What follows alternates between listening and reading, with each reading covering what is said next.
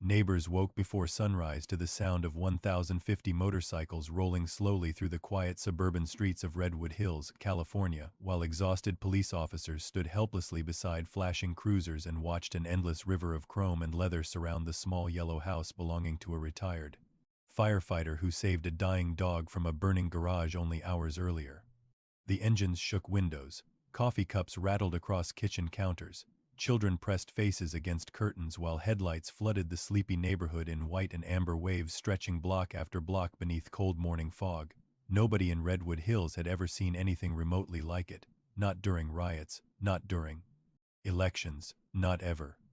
1,050 Hells Angels and support riders, California chapters, Nevada chapters, Arizona riders crossing state lines through the night, all riding toward one elderly man named Thomas Grady.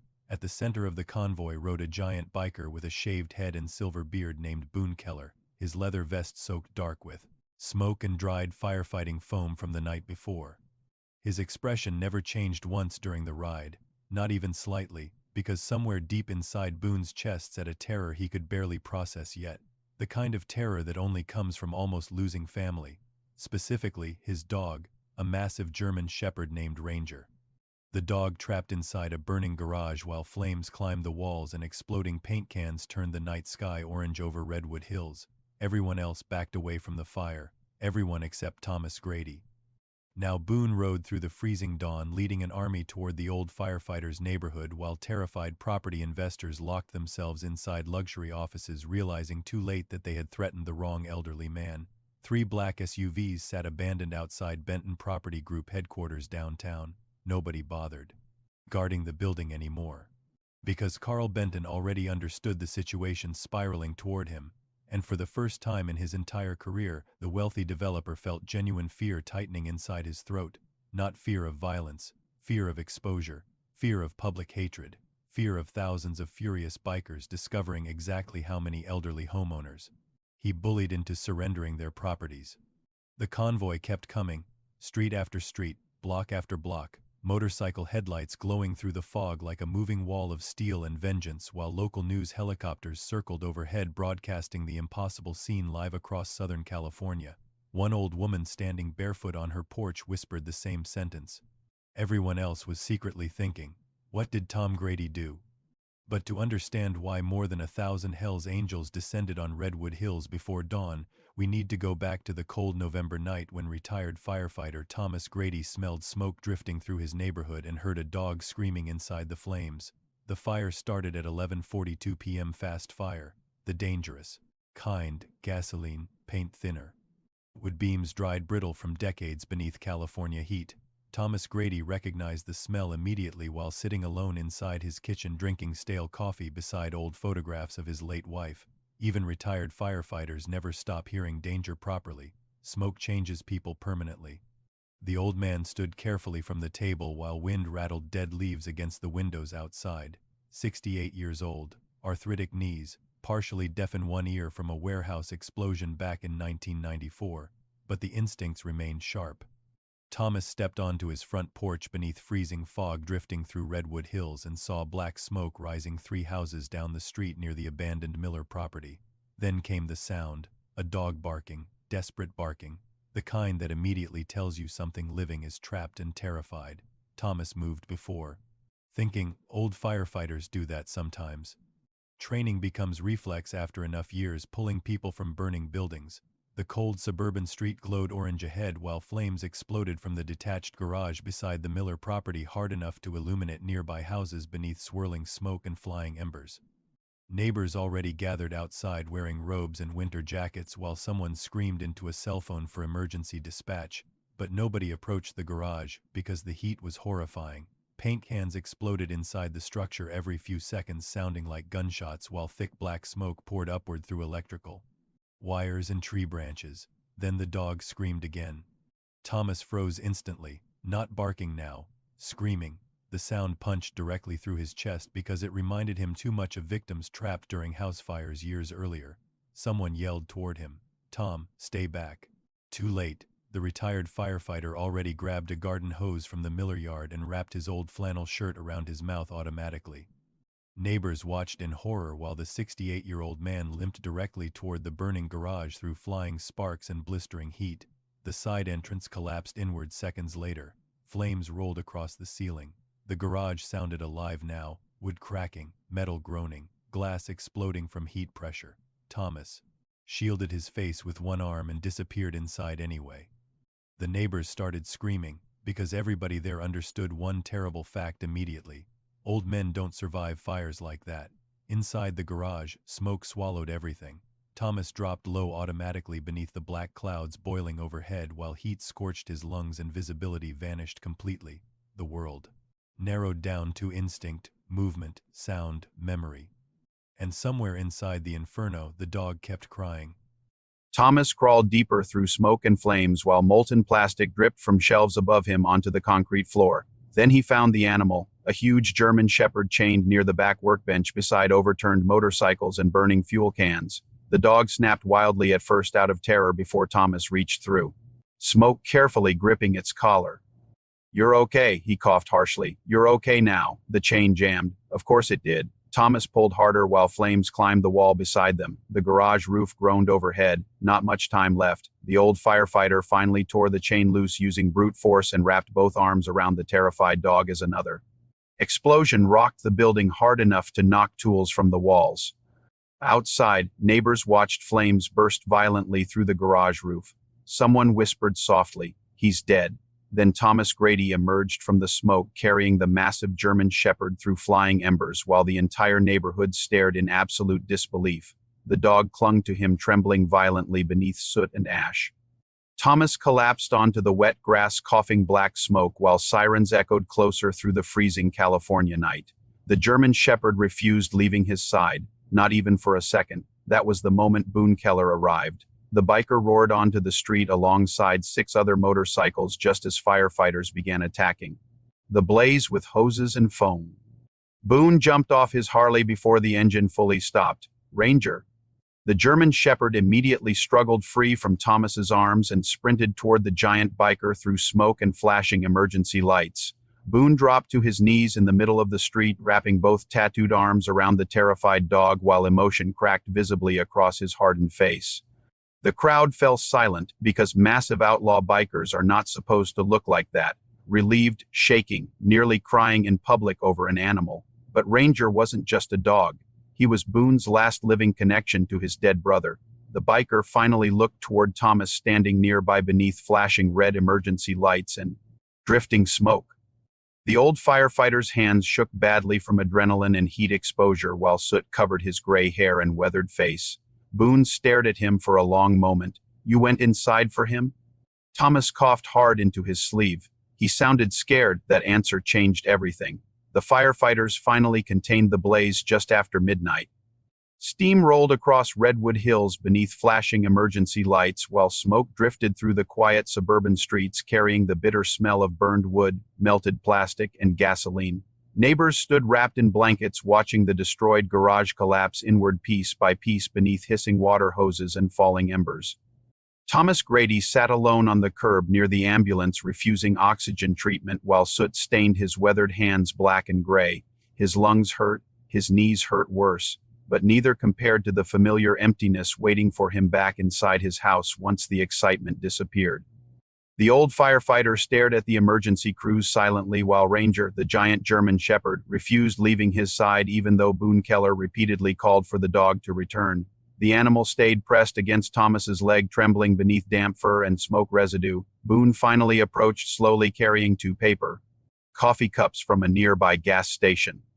The biker moved differently now, softer somehow. Respect changes men when it arrives honestly. Boone handed Thomas a cup carefully. "Black, didn't know how you take it." Thomas nodded once. "Black's fine." Silence settled between them beneath the flashing lights. Cold November wind pushed smoke through the neighborhood while firefighters packed hoses into trucks nearby. Boone looked toward the burned garage remains. "Ranger was my brother's dog," he said quietly. Thomas glanced over. Boone's eyes stayed fixed on the wreckage.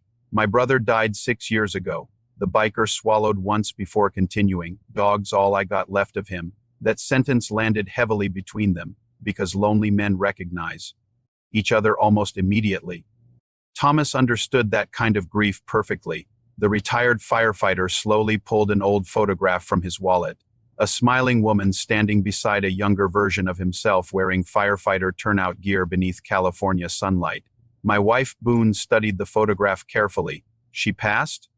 Cancer. Thomas stared down into the coffee steam rising between his hands. 3 years now, the biker nodded slowly. Neither man spoke after that for a while. They didn't need to. Grief creates its own language. Around them, Redwood Hills slowly returned to silence beneath drifting smoke and freezing fog. Most neighbors eventually went back inside. Emergency crews left one by one, but Boone stayed. So did Ranger. The German shepherd finally rested his massive head against Thomas's knee while the old firefighter absent-mindedly scratched behind the dog's ears. Boone noticed the tiny smile appearing on Thomas's face, probably the first genuine smile in months. Then came the sound of expensive shoes crunching across wet gravel. Thomas looked up. Immediately, Carl Benton, tall, silver-haired. Designer overcoat completely untouched by smoke or rain. The property investor arrived flanked by two assistants carrying folders and tablets while surveying the damaged neighborhood like a businessman inspecting inventory instead of homes. Thomas's expression darkened instantly. Because Carl Benton already circled Redwood Hills for nearly 2 years buying elderly residents out through intimidation, manipulated property taxes, and quiet legal pressure. Half the neighborhood already disappeared. Thomas knew exactly why Benton arrived tonight. Fire damage meant vulnerability, and predators smell vulnerability. Faster than smoke sometimes. Benton offered a polished fake smile toward Thomas. Heard about your bravery tonight. Thomas didn't answer. Boone watched silently from beside Ranger. The biker's expression never changed once. Benton glanced toward the burned property. Shame about the fire. These older homes become dangerous eventually. Still smiling, always smiling. That was the worst part about men like Carl Benton. They destroy people politely. Benton pulled paperwork from a leather folder. Actually, this may be the perfect opportunity for redevelopment discussions. Thomas stared at him in disbelief. Right now. Benton shrugged lightly. Timing matters in business. The temperature around Boone changed immediately. Subtle, dangerous. The biker stepped closer slowly while Ranger stood beside him growling low beneath his breath. You trying to buy burned houses while the smoke's still rising? Boone asked calmly. Benton finally noticed the leather vest, the tattoos, the crowd of motorcycles still parked farther down the street beneath police lights. His confidence flickered slightly, only slightly. I'm trying to help improve this neighborhood. Thomas laughed bitterly by pushing old people out. Benton's smile vanished. These homes are worth more redeveloped. There it was. The truth, raw and ugly. To Benton, Redwood Hills wasn't a community. It was land value waiting to be extracted. Boone looked around the quiet neighborhood. Old couples, retired workers, widows, veterans. People abandoned slowly by a city becoming too expensive for them to survive inside anymore. Then he looked back at Thomas sitting on the curb covered in soot after risking his life for a trapped dog, and something inside the biker hardened permanently. Benton finally adjusted his coat and turned away. We'll continue this conversation tomorrow, Mr. Grady. Thomas watched him leave beside the assistants and black SUVs disappearing into the fog. Then the old firefighter muttered softly into the cold night air. He already bought 3 houses this month. Boone crouched beside him. How? Pressure. Thomas stared toward the dark street. Code violations, tax reassessments, legal threats, then quieter. Folks my age get tired of fighting eventually. That sentence stayed with Boone long after the fire trucks disappeared, because men like him spent most of their lives around violence and survival. But there's something uniquely disgusting about people preying on the elderly simply because they're too exhausted to resist anymore. Boone stood silently beneath the freezing fog. Then, he pulled out his phone. The line answered immediately. You good? A rough voice asked. Boone looked toward Thomas sitting alone beside the curb with soot-covered hands resting on Ranger's fur, then toward the dark suburban street filled with elderly homeowners quietly losing their lives piece by piece to developers like Carl Benton. No, Boone answered. The voice sharpened instantly. What happened? Boone's eyes stayed fixed on Thomas. An old firefighter ran into a burning garage tonight to save my brother's dog while some rich parasite tries stealing his whole neighborhood. Silence. Then one question. Location. Boone gave the address. Then he spoke one final sentence into the phone. Redwood Hills belongs protected now. That was all it took. By 3 a.m., the story spread across biker networks from California to Arizona and Nevada like wildfire through dry brush. Retired firefighter saves biker's dog from burning garage while developers for elderly residents from their homes. Men herded inside clubhouses, truck stops, desert bars thick with cigarette smoke and old military stories. And something ancient started moving beneath the surface. Loyalty, respect, rage. Thomas Grady slept through all of it. The old firefighter sat alone in his kitchen afterwards staring at his wife's photograph beneath weak yellow lighting while smoke smell clung permanently to his clothes and skin. Ranger slept on the floor beside him. Refusing to leave, Thomas smiled faintly at the dog. "Guess you ain't leaving either, huh?" The German shepherd thumped his tail once against the floorboards. Outside, somewhere beyond the freezing fog and sleeping suburbs, 1,050 motorcycles started their engines. The first convoy entered Redwood Hills at 5:42 in the morning. 32 motorcycles rolled silently through the fog-covered suburban streets beneath pale-dawn light, while exhausted newspaper delivery drivers pulled aside watching leather-clad riders move through the neighborhood like an approaching military column. Then came another convoy, then another. By sunrise, the entire community shook beneath the thunder of V-twin engines echoing off quiet family homes and trimmed suburban lawns. Headlights stretched endlessly through Redwood Hills, chrome-flooded intersections. Motorcycles lined block after block beneath freezing California fog while neighbors stepped onto porches in stunned silence, clutching coffee mugs and robes around trembling bodies. Nobody understood what they were seeing. Not fully. Not until the helicopters arrived overhead broadcasting live footage of 1,050 Hells Angels and support riders occupying the neighborhood surrounding Thomas Grady's tiny yellow house. The old firefighter woke to the sound first, low, constant, like distant thunder rolling. Endlessly closer. Thomas frowned while walking toward the kitchen window, still wearing old sweatpants and yesterday's smoke-covered flannel shirt. Then he froze completely. Motorcycles everywhere, rows and rows stretching through Redwood Hills beneath fog and flashing headlights while giant leather-clad bikers stood beside driveways speaking quietly. With stunned homeowners, Thomas whispered one sentence softly toward the glass. "What the hell?" Ranger barked excitedly beside the door. A moment later came the knock, 3 heavy strikes against the front porch. Thomas opened it cautiously. Boone stood there holding fresh coffee and a paper bag filled with breakfast burritos while motorcycles rumbled endlessly behind him through the neighborhood streets. The biker nodded once, mourning. Thomas stared past him toward the impossible convoy surrounding Redwood Hills. "You bring all these people?" Boone glanced back casually. The understatement nearly made Thomas laugh despite the confusion twisting through his chest. By 8 o'clock, Redwood Hills no longer felt like a suburban retirement community. It felt occupied, protected. Alive in a way it hadn't felt for years.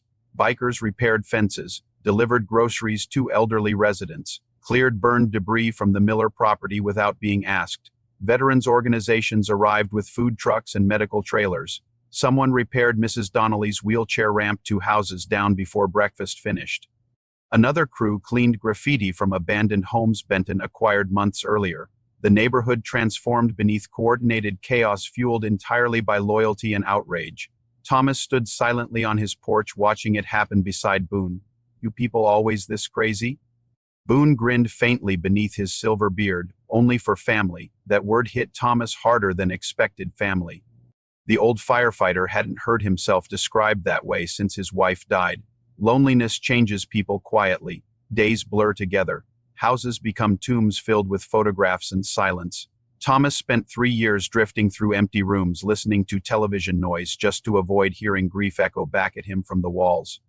Now 1,050 bikers filled his neighborhood because he refused letting a dog burn alive alone in the dark. The scale of it felt emotionally overwhelming. Meanwhile, 20 miles away inside a glass-walled office overlooking downtown redevelopment projects, Carl Benton nearly shattered a whiskey tumbler after seeing helicopter footage of Redwood Hills completely flooded with motorcycles. "This is insane," he snapped. His attorneys looked pale, because Benton understood public optics immediately. Elderly homeowners versus ruthless developer. Retired firefighter saves trapped dog. Massive biker convoy protects neighborhood. America already chose sides emotionally before breakfast, and Carl Benton landed firmly on the wrong one. His assistant entered carefully carrying fresh reports. Sir, residents are refusing new buyout meetings. Of course they are, also.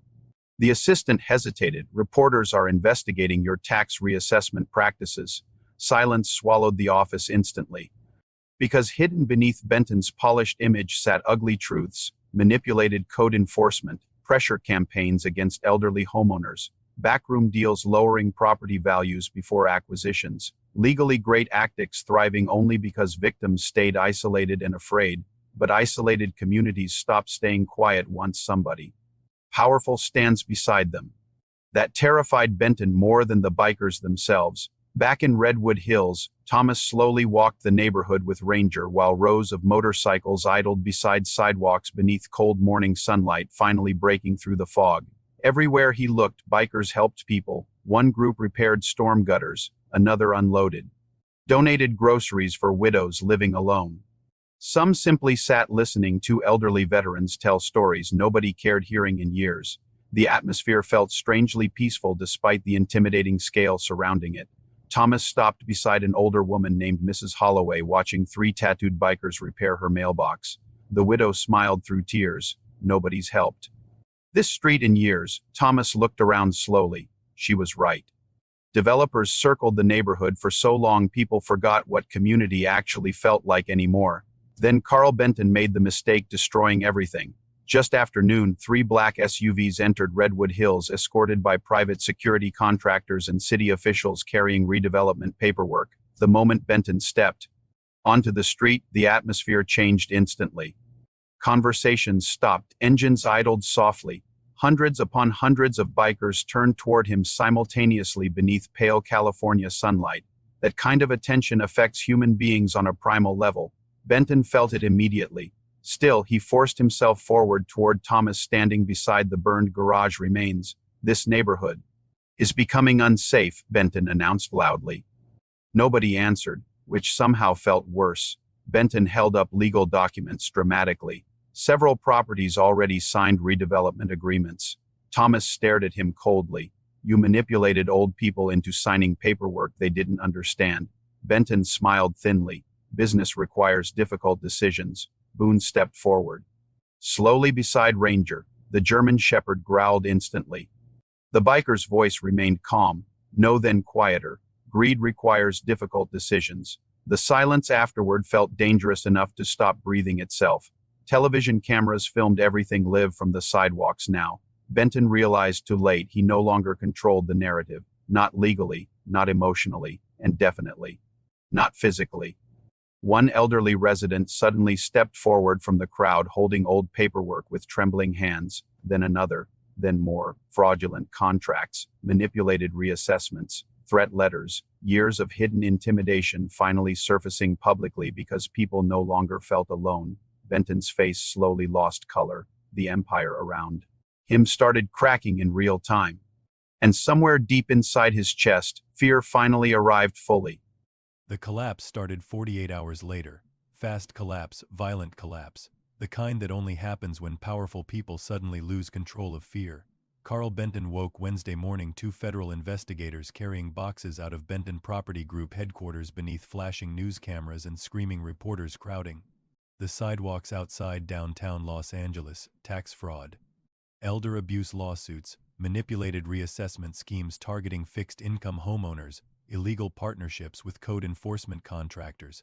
Everything exploded simultaneously, because once Redwood Hills residents stopped feeling isolated, they started talking, and once they started talking, the truth flooded out faster than Benton could contain it.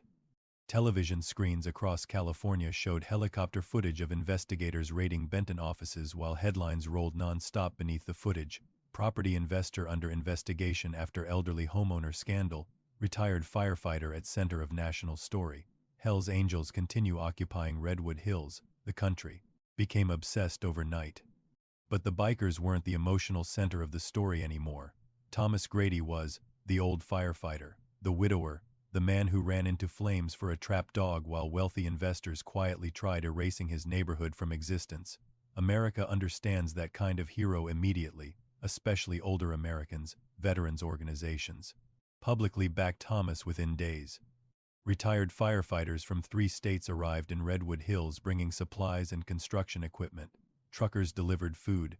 Church groups donated winter clothing for elderly residents struggling with utility costs. And through all of it, Thomas remained deeply uncomfortable with attention.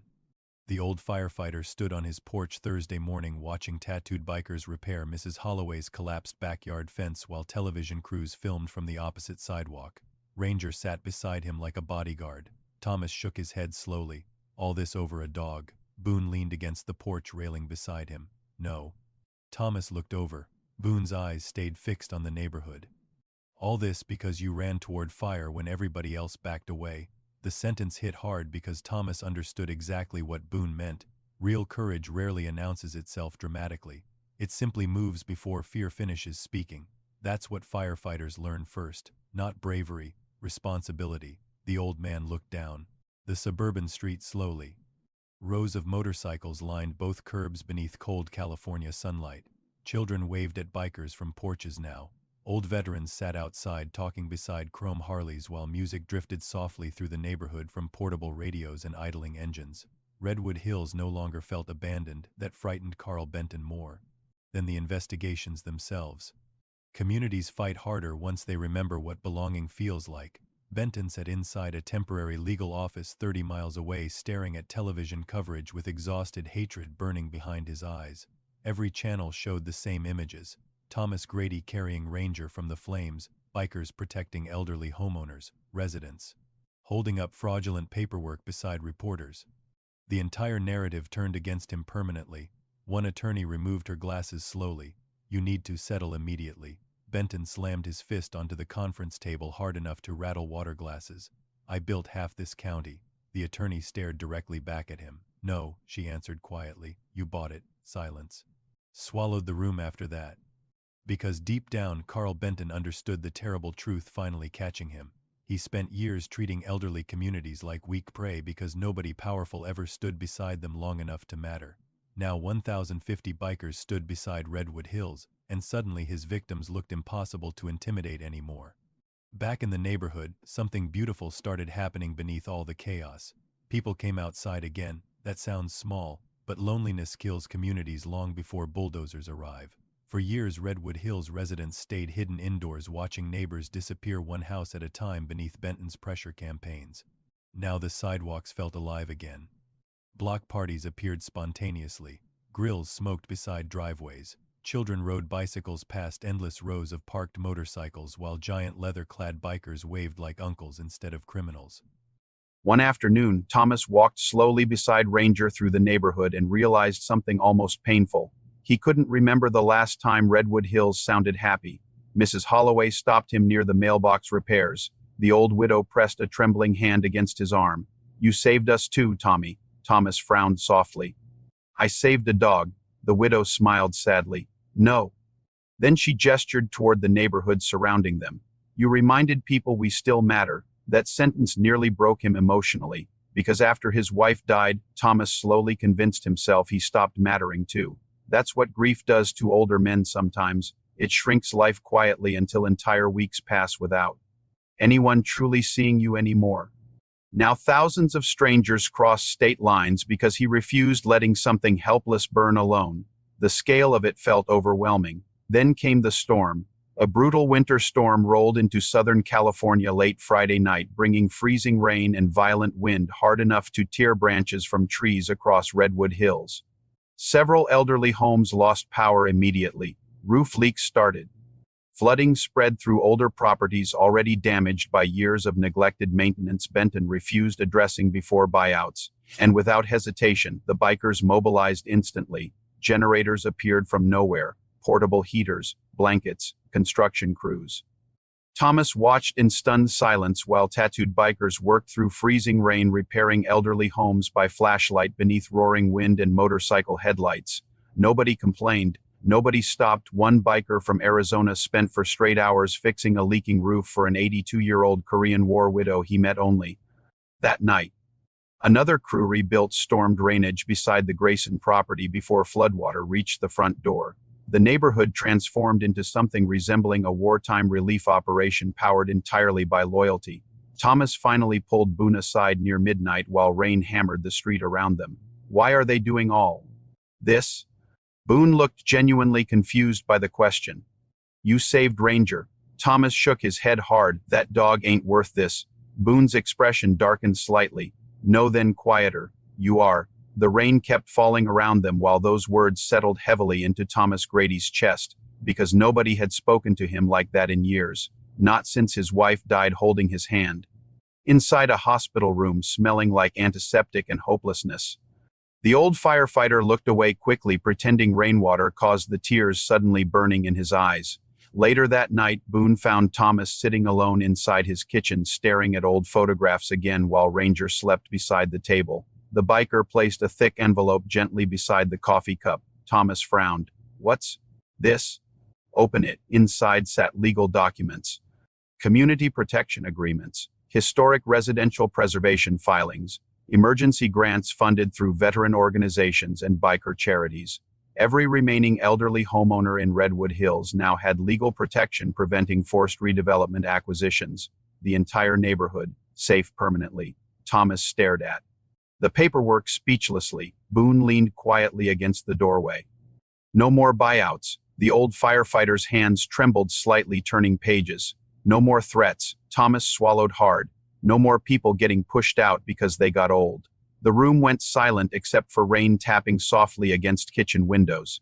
Then Thomas finally whispered the only honest thing left. My wife would have loved you idiots. Boone laughed harder than he had in years. Spring arrived slowly in Redwood Hills. Warm sunlight replaced winter fog while repaired homes lined the quiet suburban streets beneath blooming jacaranda trees and freshly painted fences built by tattooed men who looked terrifying until you watched them helping 80-year-old widows carry groceries.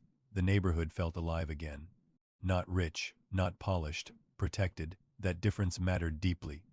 Carl Benton disappeared from public life completely after accepting a federal plea agreement tied to fraud, coercion, and unlawful targeting of elderly homeowners. His company collapsed within months. Luxury redevelopment projects froze permanently across Southern California while civil lawsuits stripped away most of the fortune he built, feeding on vulnerable communities. The same newspapers once praising Benton as a visionary investor now called him what he always truly was, a predator. Justice arrived slowly sometimes, but when it finally came, it buried him completely.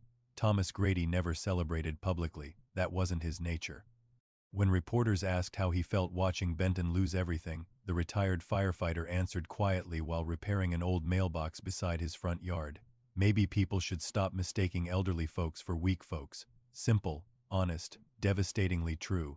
The quote spread everywhere. Veterans repeated it online. Truckers painted it onto garage walls. Even firefighters started sharing it inside stations across California. But Thomas himself cared far more about what happened inside Redwood Hills afterward. Because for the first time in years, the neighborhood sounded human again. Children outside, neighbors talking, music drifting through open windows during warm evenings. Life returning slowly to streets that spent too long waiting quietly to die. And every Friday night, motorcycles still arrived. Not 100, not 500, but enough. Enough to remind everybody that Redwood Hills stayed protected now. Boone visited constantly with Ranger riding beside him on the Harley like some massive furry king surveying his territory. The dog practically lived at Thomas's house. Half the time.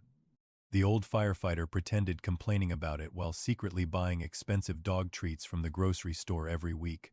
One evening near sunset, Thomas sat beside Boone on the porch while dozens of motorcycles lined the street beneath golden California light. Ranger slept across both their boots, snoring softly. The air smelled like gasoline, barbecue smoke, fresh-cut grass, and spring flowers blooming along the sidewalks. Thomas looked down the street quietly. You know? Boone glanced over. The old firefighter smiled faintly beneath weathered gray stubble. This place was dying before you boys showed up. Boone shook his head slowly. No, then he nodded toward the houses glowing warmly beneath sunset light. People were just waiting for somebody to remind them they weren't alone. That sentence stayed with Thomas long after the motorcycles disappeared into the evening, because loneliness is what finally destroys most elderly communities. Not fire, not developers, silence. The feeling that nobody would come if things ever got bad enough. But somebody came for Redwood Hills. 1,050 bikers came roaring through the fog before sunrise because one old firefighter refused, leaving a frightened dog trapped inside the flames, and because of that single moment an entire neighborhood survived. Months later, a bronze plaque appeared near the rebuilt community garden at the center of Redwood Hills. No politician installed it. No city ceremony happened. The bikers simply arrived overnight and built it quietly beneath the jacaranda trees. The plaque read, "For those WHO still run toward fire." Thomas found it early one morning while walking ranger beneath cold sunrise light. The old firefighter stood there silently reading the words while motorcycle engines echoed faintly somewhere beyond the hills. Then he smiled, really smiled. For the first time since burying his wife. If this story moved you, take a moment to like the video, subscribe to the channel, and turn on notifications for more emotional stories about loyalty, sacrifice, and impossible justice. And down in the comments, tell us the moment that hit you hardest, because sometimes the people the world overlooks are the exact people worth protecting most.